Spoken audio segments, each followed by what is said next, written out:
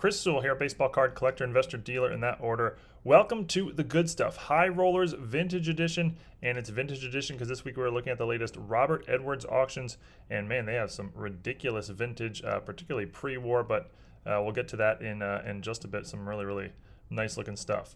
This week's list is brought to you by Hoodies Collectibles. They're a consignment company that will sell your cards for you via eBay auctions. I use hoodies regularly as part of my overall selling strategy, and I just love their setup. You just ship them cards, they list them for you, and you can follow everything along in real time. And here's just a snapshot of some cards I sent them in my last order to be sold, and you can, again, follow it all along in real time. You can see how much time is left, what the price is at, the fees and all that. You can click on any individual link, and it'll take you straight to the eBay page of that card. And here's, an example, a Joe Montana rookie that I'm selling through Hoodies. It's currently at $66 with 5 days left in the auction. Here's a Jerry Jeudy rookie patch auto, a Juan Soto rookie, PSA 10, et cetera.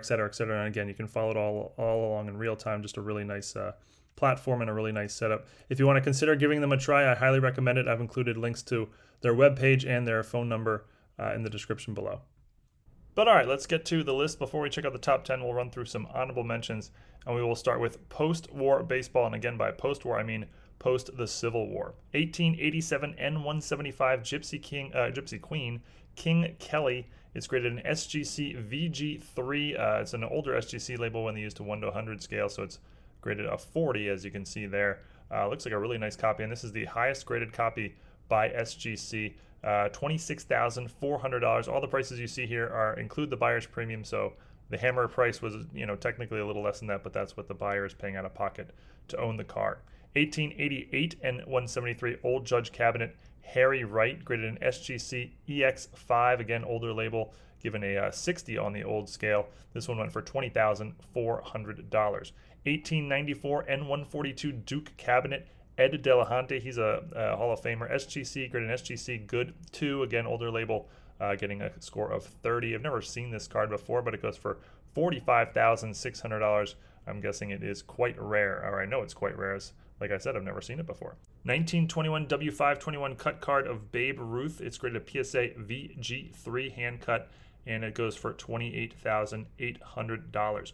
Jumping ahead to the 1960s, 1968 Topps 3D uncut sheet with Roberto Clemente. The Clemente is a big money card. It also has 2 unissued proof cards on this sheet. This might be a one-of-a-kind item, $29,400. 1980s baseball is in the building. Let's get wild. 1984 Fleer Update complete set. 132 cards in the set, and every card is graded by PSA, and every card is graded a PSA Gem Mint 10. It is the #1 ranked set on the PSA set registry, and it cannot be beaten. It includes key extended rookie cards of Kirby Puckett, Roger Clemens, and Dwight Gooden, $14,400.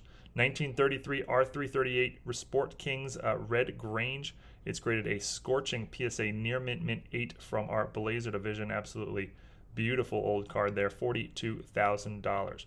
On to basketball, 1970 Topps Basketball unopened wax box. This is the Tall Boy set. 24 packs come in this box.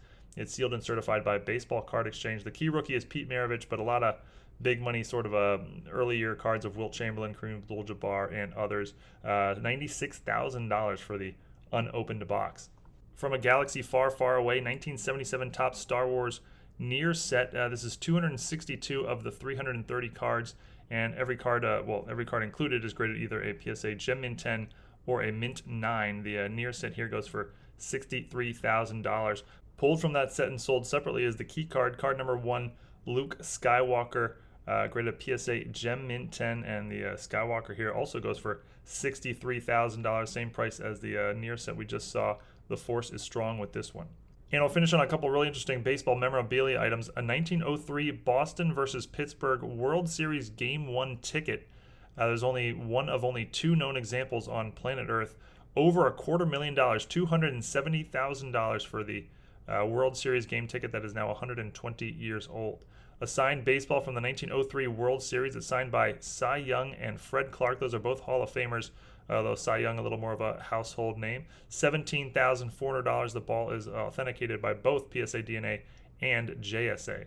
And whoa, check this out. 1922 to 1924 Babe Ruth game-used bat. It's autographed, and it's been photo matched, meaning they were able to identify the bat and photo match it with photos from Babe Ruth using the bat in a game in between 1922 and 1924. It's authenticated by PSA DNA as with a 10 grade, and the bat sold for $1,323,000. That's a lot of used Toyota Camrys. But that brings us to our top 10, and leading us off at number 10 is 1933 Goudey, number 92, Lou Gehrig. It's graded a PSA near mint 8, and a great way to kick off the top 10 here. Beautiful card of the Iron Horse. Maybe a little bit off-centered top to bottom, and I guess maybe the tiniest bit off-centered left to right, but absolute stunner here, both on the front and on the back. Sold for $108,000. This is the fourth highest ever sale of the card in a PSA 8. There was a $300,000 sale in mid-2021 that's really an outlier. The other two higher than this went for $116,000 and $157,000, but the last PSA 8 before this one went for $83,000, so up a little bit, or up quite a bit from that one. It is a PSA Pop 44, and there are only 7 copies graded higher, including just one PSA Gem Mint 10. Number 9, 1952 Topps, number 311, Mickey Mantle, graded a PSA EX5, and from here looks like a very sharp 5, centered almost perfectly left to right. Top to bottom centering is a little bit off. Maybe some minor surface issues. Not much to complain about here for a 5 anyway. I guess lightly tipped corners. Seems like a really strong eye appeal 5. Back looks clean, although I guess back is a little bit off-centered top to bottom as you look at the card there. Sold for $126,000. Sale is actually pretty low. The previous two PSA 5s were for $162,000 and $174,000, and those were both last month. So like I said, compared to those, this one's down almost, I don't know, 30% or something like that. The average of all sales of a PSA 5 in 2023 is $137,000. So compared to that, just a little bit low, we'll say. Number 8, 1909 to 1911 T206 Broadleaf 460 back, Walter Johnson. This is the hands at chest variation. It's graded a PSA fair 1.5. You can see creasing and notably rounded corners, a little bit off-centered. Probably a 1.5 is fair, but I would say it's, not a disgusting 1.5, we'll say. Walter Johnson, all-time great pitcher, Hall of Famer, but what really makes this card valuable and rare is the Broadleaf 460 back. You do not see those very often. This card sold for $138,000. It's actually the new record sale of this card in any grade ever. This is only the third sale I could find of this card with this back ever in any grade. The previous record sale was a PSA 4.5 that went for $108,000. That was back in 2019. This card has only been graded with this back 3 times in total by PSA. The one here, the PSA 1.5 here is a Pop 1 with only 2 copies higher. Number 7, 1980 Topps, number 482, Rickey Henderson rookie, graded a PSA Gem Mint 10. What other grade would it be, given that it's a 6-figure card here? Card looks absolutely perfect on the front. Back has some centering issues, off-centered a bit in both directions. I guess I'm a little bit stricter with my back centering than PSA is, or at least was when they graded this particular card. Sold for $144,000. This is the first sale of a PSA 10 in about 16 months. The last one was also a Robert Edwards auction, went for $120,000. That was in April of 2022. And in fact, that was the exact same card, same serial number here and all. So the card up about 20% since the last PSA 10 sale back then. The card here is a PSA Pop 26.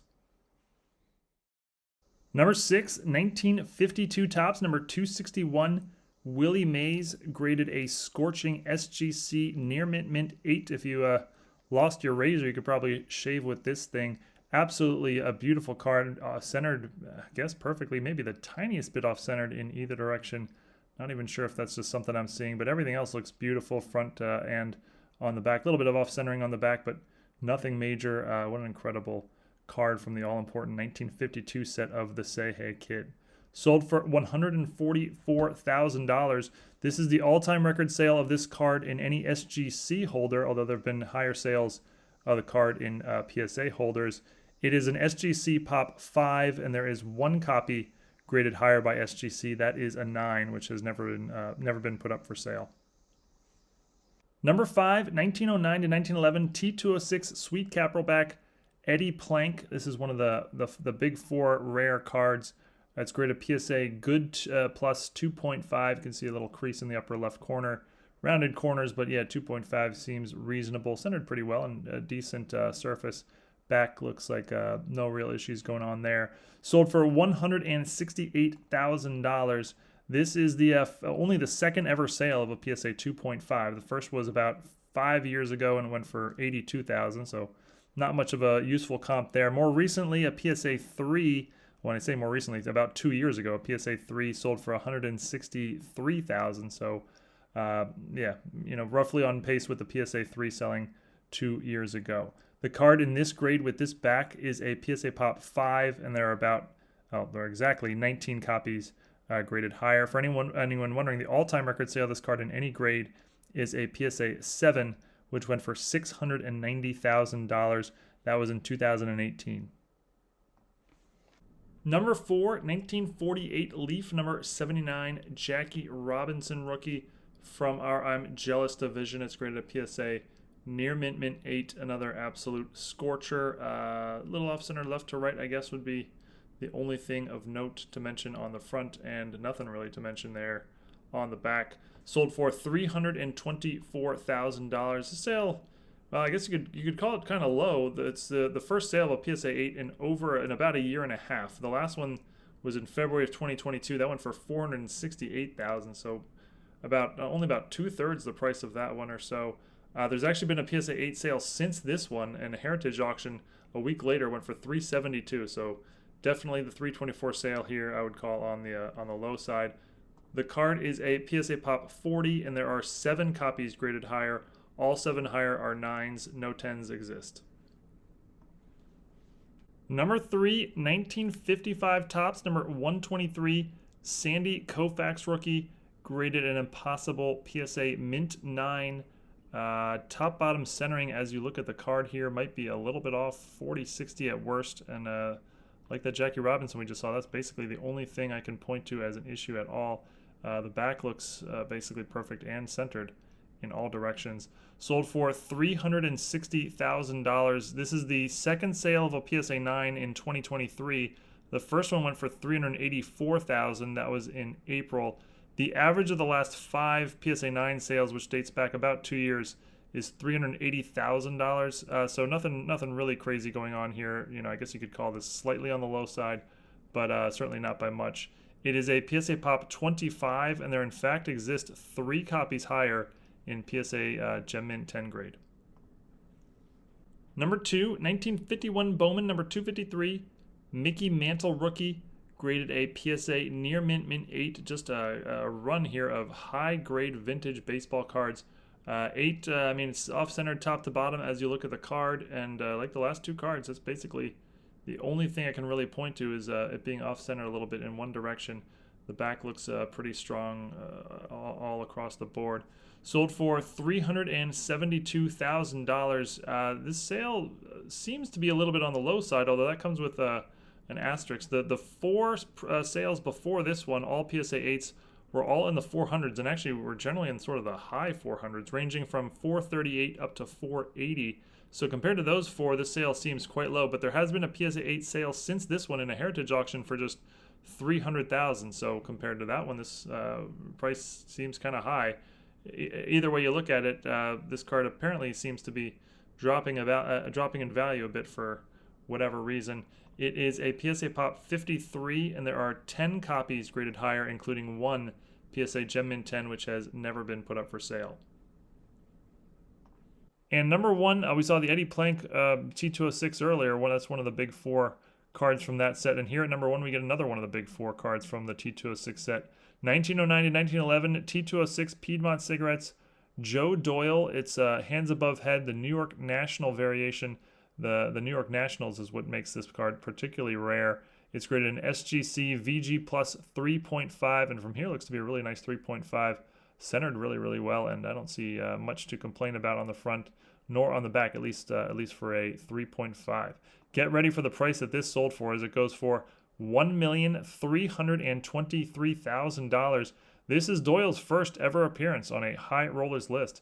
Welcome, Joe. Incredible price here. This is the new record sale of this card in any grade ever, surpassing a PSA 3, which went for $415,000. That was all the way back in 2012. That gives you a sense for how rare this card is and how rare it comes up for sale. In this grade, it is an SGC Pop 1, and there are only 3 copies graded higher in SGC holders. The highest grade ever given out by SGC is a 5.5. But that's it. This week's top 10 featured 2 Mickey Mantle and 1 each of Sandy Koufax, Lou Gehrig, Walter Johnson, Willie Mays, Jackie Robinson, Rickey Henderson, Eddie Plank, and newcomer Joe Doyle. Thank you everyone for watching. Hope you enjoyed, and tomorrow's regular rollers, and we'll see you all again next time. Thanks everyone.